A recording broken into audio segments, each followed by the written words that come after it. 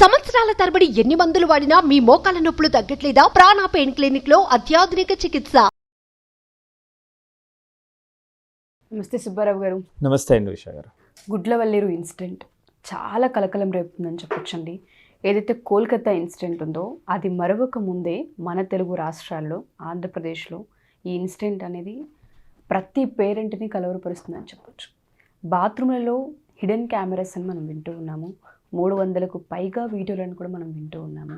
వాస్తవ కోణాలు ఏంటి అనేది విషయం ఇంకా బయటికి రావాల్సిన అవసరం ఉంది. బట్ దీనికి సంబంధించి వెంటనే చంద్రబాబు గారు రియాక్ట్ అవ్వడం, రెస్పాండ్ అవ్వడం, నేనున్నాను, న్యాయం జరిగేలా చూసుకుంటానని చెప్పారు ఆయన. నిజంగా ఒక రకంగా చెప్పాలంటే పేరెంట్స్ అందరికీ ఊరట కలిగించింది ఈ మాట అని చెప్పొచ్చు.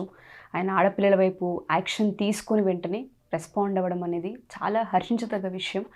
దీనికి సంబంధించిన పూర్తి విచారణ ఏ విధంగా ముందుకు వెళుతుంది, మనం ఏ విధంగా చూడాల్సిన అవసరం ఉంది అంటారు?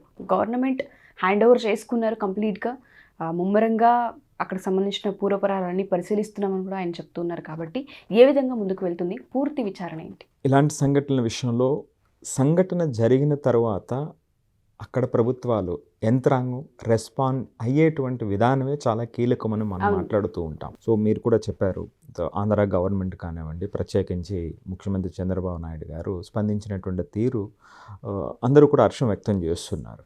కానీ అది రిజల్ట్ దిశగా వెళ్ళేటువంటి అంశంలో చాలా జాగ్రత్తలు పాటించాల్సినటువంటి అవసరం ఉంటుంది. అదే భరోసా అంటే ఇప్పుడు మీరు చెప్పినట్టుగా పేరెంట్స్కి, అక్కడ ఉన్నటువంటి వాళ్ళకి వచ్చినటువంటి భరోసా రేపటి రోజున కూడా ఎస్ దీన్ని పట్టుకున్నారు, దీనికి ఒక ముగింపు దొరికింది, ఇలాంటి సంఘటనలు పునరావృతం కాకుండా చర్యలు తీసుకున్నారు అనేటువంటి భరోసాని కల్పించవలసినటువంటి అతిపెద్ద బాధ్యత ఇప్పుడు ప్రభుత్వం మీద ఉంది. సో ఇక్కడ మీరు చెప్పినట్టుగా వెంటనే ఆయన స్పందించడమే కాకుండా ఎస్పీ ఎక్కడికి వెళ్ళటము, నెక్స్ట్ 4 మెన్ టీం వేయటము, అందులో మహిళలే ఉండేటట్టుగా ఆ టీంలో చూడటము, టెక్నికల్ ఎక్స్పర్ట్ని పెట్టడము, ఇవన్నీ కూడా చకచకా జరిగినాయి. సో ఒక రోజులో చాలా స్పీడ్గా జరుగుతూ ఉన్నాయి. కానీ అది మనం ఇప్పుడు చెప్పినట్టుగా ఆ ముగింపు దశకు చేరాలని అనేటువంటిది మనం ఆశిద్దామండి. సో ఇక విషయంలోకి వెళ్తే మొదటి విషయం ఏమిటంటే, ఒక పక్క 27 కెమెరాలని, 300 వీడియోలని, మరొక పక్క ఆ పిల్లలు, అక్కడ ఉన్నటువంటి పిల్లల యొక్క ఆడియోస్ చాలా బయటకు వైరల్ అవుతూ ఉన్నాయి. సో ఎంతో బాధతో, సో ఈ ఫ్లోర్లోనే ఉందంట, నేను ఈ ఫ్లోర్లోనే ఉన్నాను, ఏం జరిగిందో ఎలాగో అనేటువంటి చాలా బాధాతప్త హృదయంతో ఆ పిల్లలు మాట్లాడుతుంటే చలించిపోతూ ఉంది మనసు. అది ఒక పక్క. సో రెండో పక్క అధికార పార్టీకి ఒత్తాస పలుకునేటువంటి వాళ్ళు ఉన్నారు అని ఈ పొలిటికల్ ఎంట్రీ చూడండి. అంటే ఇన్ని రకాలుగా ఉన్నాయి. ఇవన్నీ ఒక్కసారి పక్కన పెడితే ప్రతి ఒక్కరిని కూడా ఈ మెసేజెస్ని ఫార్వర్డ్ చేసేటువంటి వాళ్ళు కానీ, దీన్ని స్పెక్యులేట్ చేసేటువంటి వాళ్ళు కానీ ఒక్క క్షణం ఆలోచించండి. మీ అమ్మాయి కానీ, మీ ఇంట్లో ఆడవాళ్ళు కానీ, మీ అక్క కానీ, మీ చెల్లి కానీ అదే హాస్టల్లో ఉంటే ఒక్కసారి పరిస్థితి ఆలోచించండి. అందరూ అర్థం చేసుకోవాలి, ఇది ఏ ఒక్కరికి పరిమితమైనటువంటి అంశం కాదు, అందరిది. సో ఇది అందరిది. నేను ప్రతిసారి చెప్తూ ఉన్నా, అమ్మాయి బయటికి వెళ్తే తిరిగి వస్తుందా రాదా? సో భద్రత అంటే జనరల్గా మనం తండ్రి దగ్గర భద్రత, ఇంట్లో భద్రత మొదటి 2 అంశాలండి. 3వది స్కూల్ అండి. దౌర్భాగ్యం ఏమిటంటే ఆ కాలేజీలో, ఆ స్కూల్లో, కాలేజెస్లో కూడా ఆ భద్రత కరువైపోతున్నటువంటి సమాజంలో మనం ఉన్నాము. మారినటువంటి పరిస్థితుల్లో దీనికి ఏ విధమైనటువంటి చర్యలు తీసుకోవాలనేటువంటిదే ఇక్కడ ముఖ్యమైనటువంటి అంశం. ఇక్కడ ఈ విషయంలో చూసినప్పుడు 2 అంశాలండి. ఒకటి, పోలీసులు చెప్పినటువంటిది ఒక ప్రేమ వ్యవహారం అని, 5గురు మధ్య తిరిగినటువంటి ఒక వ్యవహారంలో 2 ఫ్రెండ్స్ మధ్య వచ్చినటువంటి, నేను ఖచ్చితంగా ఆ డీటెయిల్స్లోకి నేను వెళ్ళట్లేదు. సో ఆ 2 మధ్య వచ్చినటువంటి గొడవతో సమాజం ఎట్లా మారిపోయింది అంటే, ఆ కంట్రోల్ లేక వీళ్ళ మధ్య న్యూడ్ కాల్స్ ఉన్నాయని, దానికి సంబంధించినటువంటి ఆ యొక్క స్క్రీన్ షాట్స్ ఉన్నాయని, వాటి మధ్య వచ్చినటువంటి గొడవల వల్ల జరిగినటువంటి అంశం అని పోలీసులు చెప్పినటువంటి ఒక కథనం. మరి ఇలాగా ఇది 4గురికే 5గురికే పరిమితమైనటువంటి అంశమే అయితే, మరి కాలేజ్ అంతా కూడా, అమ్మాయిలంతా కూడా వచ్చి ధర్నా చేయవలసినటువంటి అవసరం అంటే వాళ్ళని ప్రేరేపించినటువంటి అంశాలు ఏమిటి అనేటువంటి దానికి అనేటువంటి ప్రశ్నలకు సమాధానాలు చూసినప్పుడు మరొక పక్క లోకల్గా వినిపిస్తున్నటువంటిది, ఒక అమ్మాయి వాష్రూమ్లో ఉండేటప్పుడు షవర్ నుంచి ఒక హిడెన్ కెమెరా కింద పడిందని, సో ఆ అమ్మాయి గుర్తించక ఏదో అక్కడ పడిందని ఫ్రెండ్స్ దగ్గర తీసుకొచ్చి చూపించినప్పుడు వాళ్ళందరూ కన్ఫామ్ చేసి లేదు ఇది కెమెరా అని ఆ విధంగా ఆ వార్త స్పెక్యులేట్ అయ్యి అందరికీ కూడా వ్యాపించి, సో ఇది నిజంగా ఇక్కడ కెమెరాస్ ఉన్నాయి, ఎవరు ఈ కెమెరాలు పెట్టేటువంటి వాళ్ళు ఎవరు అని అనుకున్నప్పుడు గ్రూప్లో ఒక అమ్మాయి వీళ్ళందరితో విడివిడిగా ఉండటంతో ఆ అమ్మాయిని అనుమానించి అక్కడ గొడవ జరగటం, హాస్టల్లో గొడవ జరిగిందని మరొక పక్క వినిపిస్తున్నటువంటి కథనాలు. సో ఫైనల్గా పోలీసులు చెప్పినటువంటిది అలాంటిది ఏమీ లేదు అన్నారు. ఎస్, నిజంగా స్టేట్మెంట్ కూడా అట్లాగే ఉండాలి. ఎందుకంటే మన అమ్మాయి అందులో ఉంటే ఆ బాధ తెలుస్తుందండి. ఇప్పుడు నిజంగా ఆ సంఘటన జరిగి ఉంటే మొట్టమొదటి కర్తవ్యం ఆ వీడియోస్ అనేటువంటివి లేదా ఆ సోర్స్ అనేటువంటిది కంట్రోల్ చేయవలసినటువంటి అవసరం ఉంది. సో నిజంగా ఇది కొంతమంది, ఇది ఒక పక్కన అయితే, మరొక పక్కన పొలిటికల్ పార్టీస్ కానివ్వండి, సో ఖచ్చితంగా ఇది గవర్నమెంట్ ఫెయిల్యూర్ అని ఒకరంటే, ఇంకొకరేమో ఇప్పుడు కాదు ఆల్రెడీ 2022 నుంచి జరుగుతుందని అనేటువంటి వాళ్ళు కొంతమంది. చూసారంటే ఈ క్రీడలో ఇది వరకు సినిమా పిచ్చి ఉండేదండి, ఇప్పుడు రాజకీయ పిచ్చి వచ్చేసింది. ఈ రాజకీయాలు ఇందులో రావటంతో ఈ స్పెక్యులేషన్స్ అనేటువంటివి ఉన్నదానికన్నా, అంటే ఉన్నవి లేనివి కలిపి కలగలిపి వాళ్ళ యొక్క ప్రాపకం కోసం, వాళ్ళు దాంట్లో నుంచి ఏదో పొందటం కోసం చేస్తున్నటువంటి ఒక వికృతమైనటువంటి క్రీడ. ఈ క్రీడలో అమ్మాయిల భవిష్యత్తు ముడిపడి ఉంది అనేటువంటిది వాళ్ళకి ఏమాత్రం పట్టవలసినటువంటి పని లేకుండా ఉన్న విధంగా ఉంది పరిస్థితి ఇప్పుడు. సో ఇక్కడి నుంచి మనం జాగ్రత్త పాటించాల్సినటువంటిది. సీఎం గారు ఏదైతే స్టేట్మెంట్ ఇచ్చారో ఆ కోవలో అది జరిగి వెనువెంటనే దానికి సంబంధించినటువంటి ఆ ఇన్ఫర్మేషన్ బయటకు రావాలి. నిజంగా అలాంటిది జరిగి ఉంటే వాళ్ళకి ఖచ్చితంగా మరొక చోట ఎక్కడా కూడా ఇలాంటివి జరగకుండా శిక్ష పడేటువంటి విధంగా జరగాలి.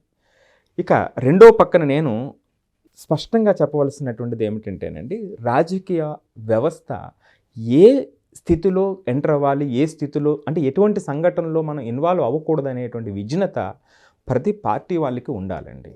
సో దీనికి ఒక ఎనాలజీ చెప్తాను. 2014 నుంచి 2019 వరకునండి తెలుగుదేశం గవర్నమెంటు అధికారంలో ఉంది. ఆయన చంద్రబాబు నాయుడు గారు నేను ఎప్పుడు అభివృద్ధి చేస్తాను, సంక్షేమం చేయను అనేటువంటి అపవాదు నా మీద ఉంది అని ఆ టైంలో సంక్షేమం కూడా నేను చేశాను అని చాలా గొప్పగా చెప్పారు, చేశారు కూడా ఆయన. అంతేకాకుండా ఎలక్షన్కి ముందు పసుపు కుంకుమని 10,000 కోట్లతో ఉన్నటువంటిది 3వ విడత 2 రోజుల ముందే ఆయన వేశారు. ఖచ్చితంగా ఈ రాష్ట్రంలో ఆంధ్రప్రదేశ్లో 75% నుంచి 80% మంది ప్రభుత్వం మీద సానుకూలతతో ఉన్నారు అని ఘంటాపదంగా చెప్తూ ఉండేవారు అటువంటి వారు ఆ టైంలో ఆయన. కానీ ప్రజలు ఏం చేశారు, 23 సీట్లు ఇచ్చి లోపల కూర్చోబెట్టారు.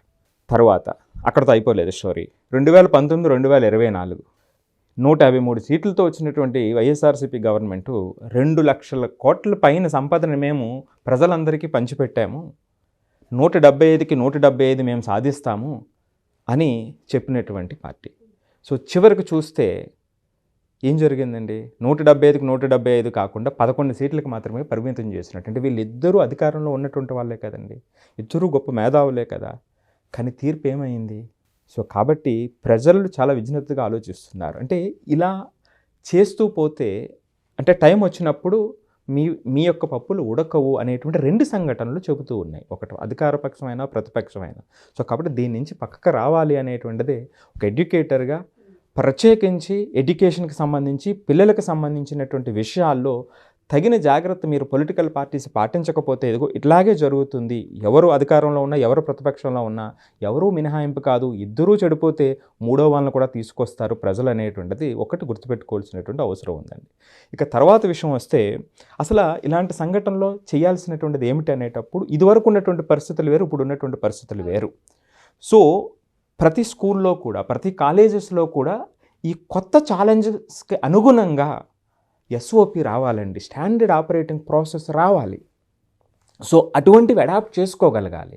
అడాప్ట్ చేసుకోవటమే కాకుండా వాళ్ళ యొక్క డైలీ క్యాలెండర్లో వీటికి సంబంధించినటువంటి చెక్ అనేటువంటిది తప్పనిసరిగా జరగాల్సినటువంటి అవసరం ఉంది. అది ఎవరు పాటించాలి? గవర్నమెంట్ ఇంపోజ్ చేస్తే రాదండి.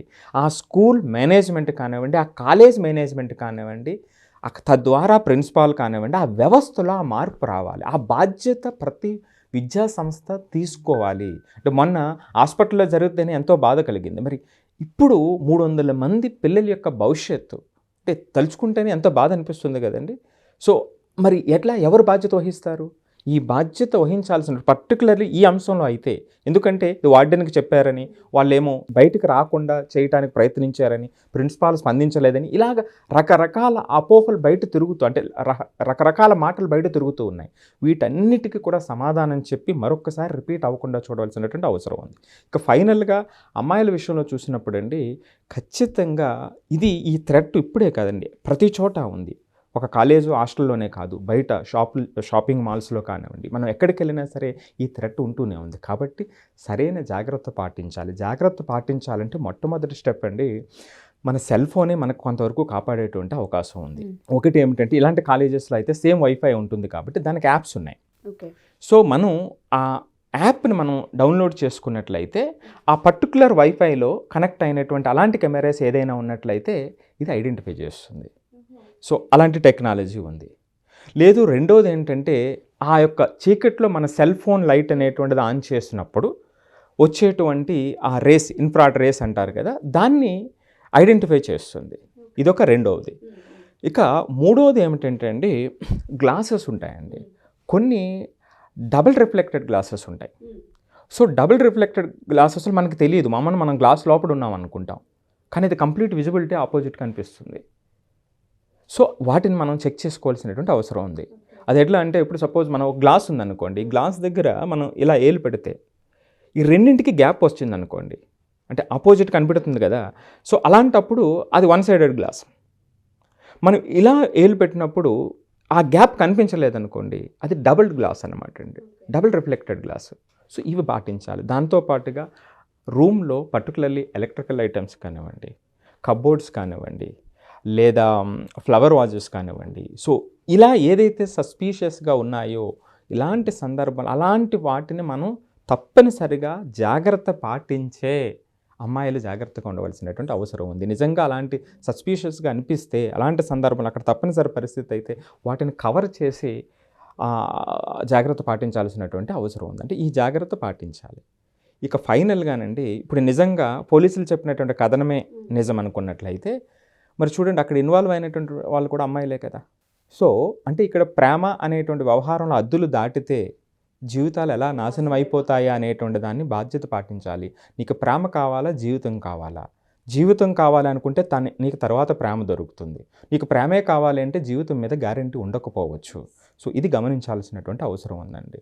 సో ఖచ్చితంగా ఏదేమైనప్పటికీ కూడా ఆ యంత్రాంగం అదే రీతిలో స్పందించి చివరికి ఒక కన్క్లూజన్ రావాలి అని, ఇలాంటి పునరావృతం కాకుండా అటువంటి స్టర్న్ యాక్షన్స్ ఉండాలనేటువంటిది ఆశిద్దామండి. తప్పకుండా సార్, మీరు అన్నట్టుగానే ఇందులో చాలా అంశాలు మనకు కనిపిస్తూ ఉన్నాయి. దీనికి సంబంధించి విచారణ ఏదైతే జరుగుతూ ఉందో ఇమీడియట్ యాక్షన్ తీసుకునే విధంగా, అసలు క్లారిటీ వచ్చే విధంగా ఉండాలని మనస్ఫూర్తిగా కోరుకుందాం. అండ్ ఏదైతే స్టేట్ గవర్నమెంట్ స్పందించిన విధానం ఏదైతే ఉందో, చాలామంది స్టూడెంట్స్కి, పేరెంట్స్కి నిజంగా ఊరట.